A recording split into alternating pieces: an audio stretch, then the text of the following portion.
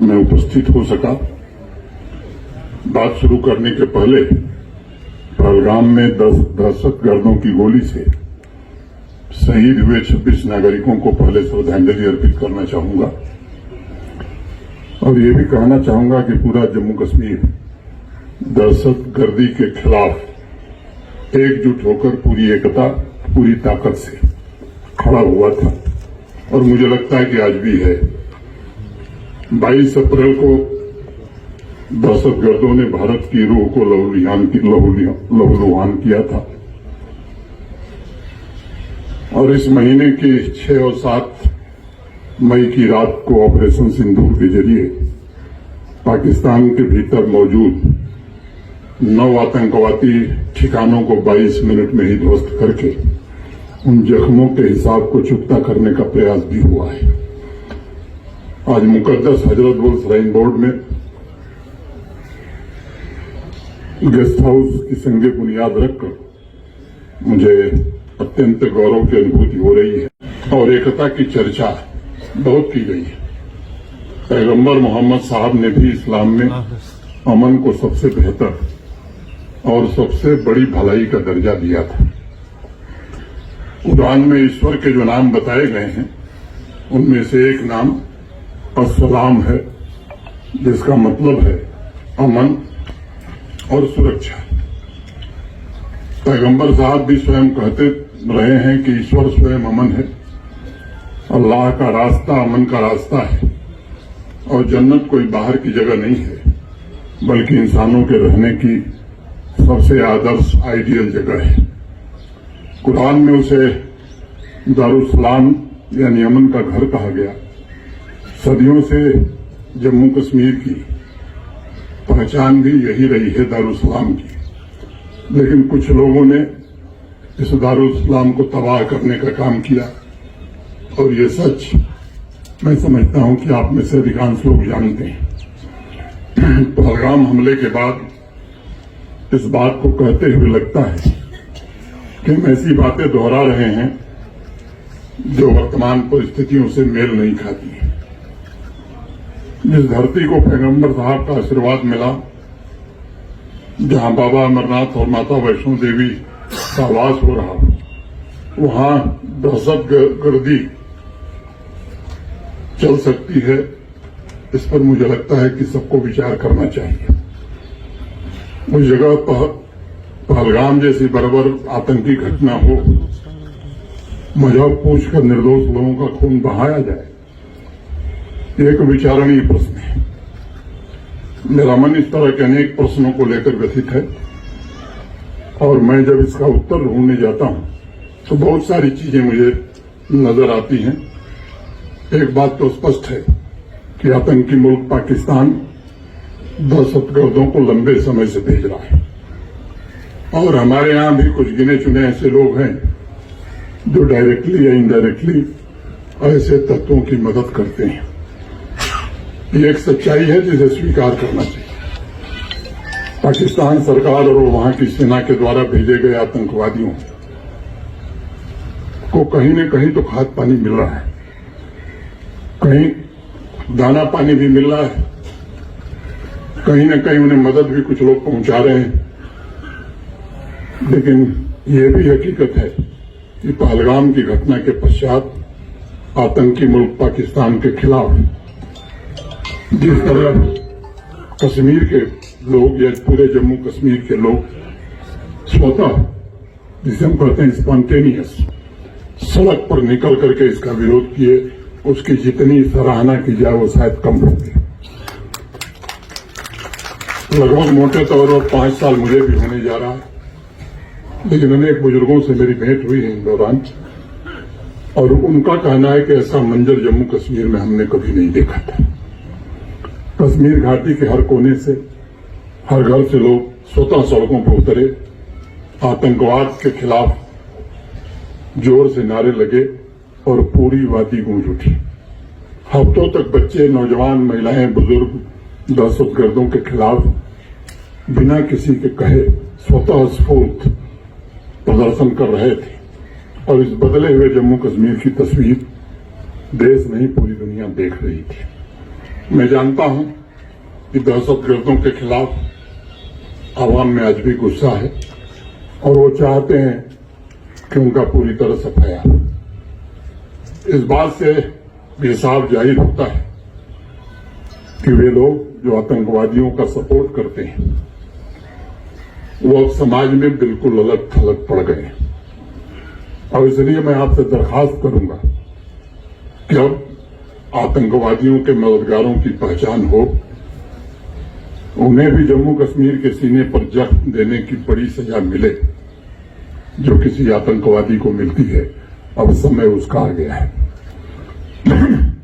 आज मैं अवाम के बड़े बुजुर्गों से और विशेष रूप से स्कॉलर से ये निवेदन करना चाहूंगा कि जिस तरह आपने मिलकर आतंकी मुल्क पाकिस्तान को कश्मीर की सड़कों पर बेनकाब किया है, उसी तरह पाकिस्तानी दहशतगर्दों के मददगारों को भी बेनकाब करने के लिए आगे हमें अवाम की अमन और तरक्की इसी से सुनिश्चित होगी। मैं समझता हूं कि जो पुरानी पीढ़ी है वो आतंकी मुल्क पाकिस्तान की करतूतों से भली भांति परिचित है। जब कोई मुल्क आजाद होता है, किसी मुल्क से अलग होता है, अपना नया आसिया बनाता है, तो सबसे पहले वो चाहता है अपने आसिये को सजाना। लेकिन सोचिए 1947 में क्या हुआ था। आजादी अभी मिली थी भारत को, पाकिस्तान को। नया आसियाना मिलते ही अपने अवाम की भलाई, उसकी तरक्की और ख्वाहिशों को छोड़कर 3 महीने के अंदर जम्मू कश्मीर पर कबायलियों के नाम पर आक्रमण उसी दिन से शुरू हो गया। इससे मैं समझता हूं कि उसके चरित्र, कैरेक्टर को समझा जा सकता है।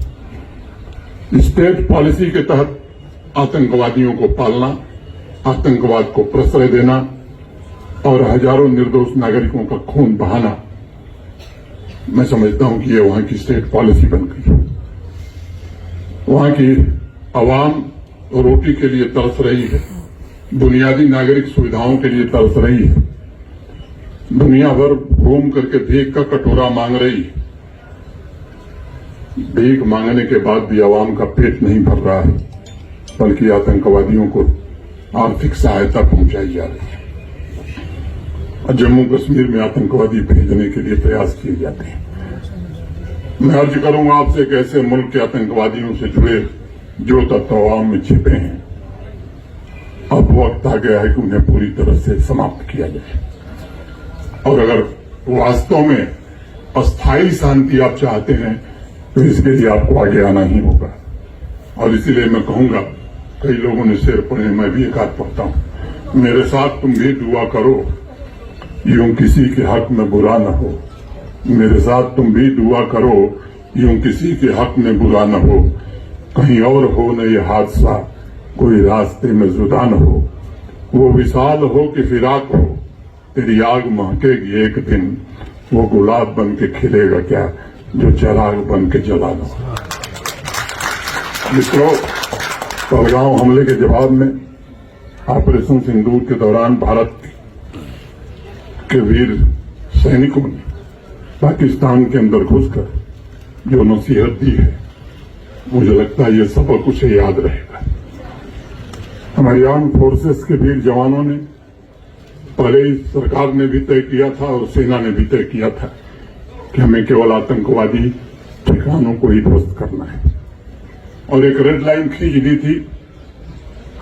लेकिन आतंकवादियों और आतंकवादी कैंपों पर हमले को पाकिस्तान ने अपने ऊपर हमला मान लिया और 1:30 बजे रात से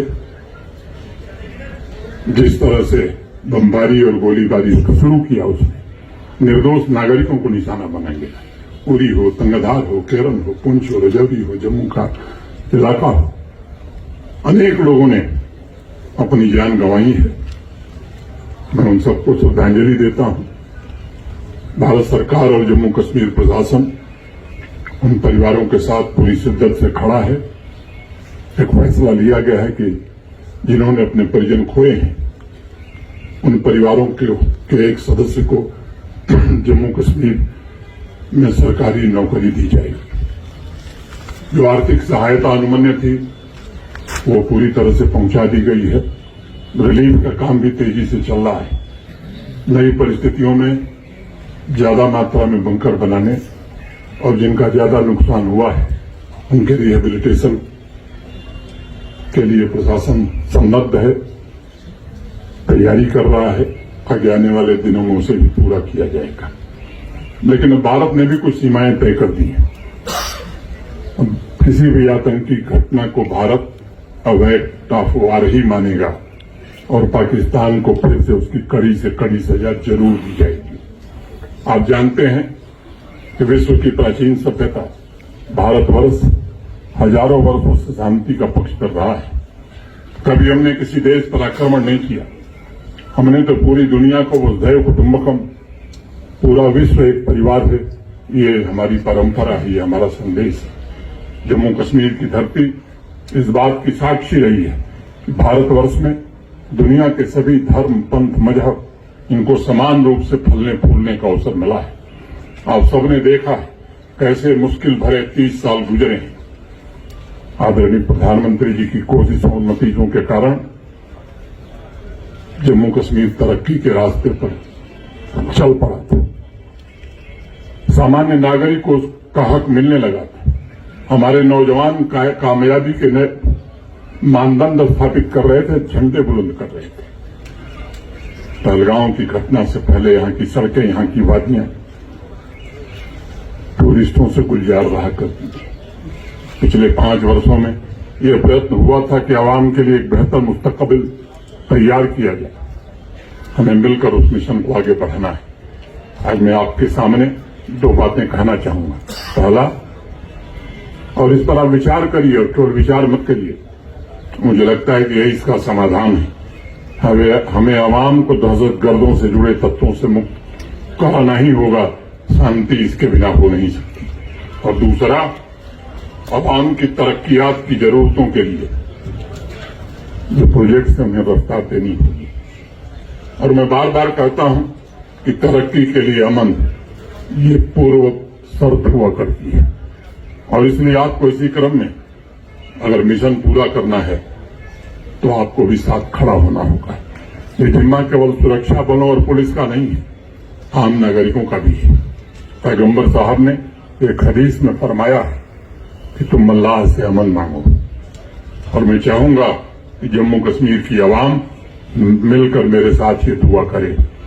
चलते चलते आखिर में मैं ये भी कहना चाहूंगा कि जो लोग जिम्मेदार हैं उन्हें भी कुछ भी बोल दिया जाए इससे बचना चाहिए।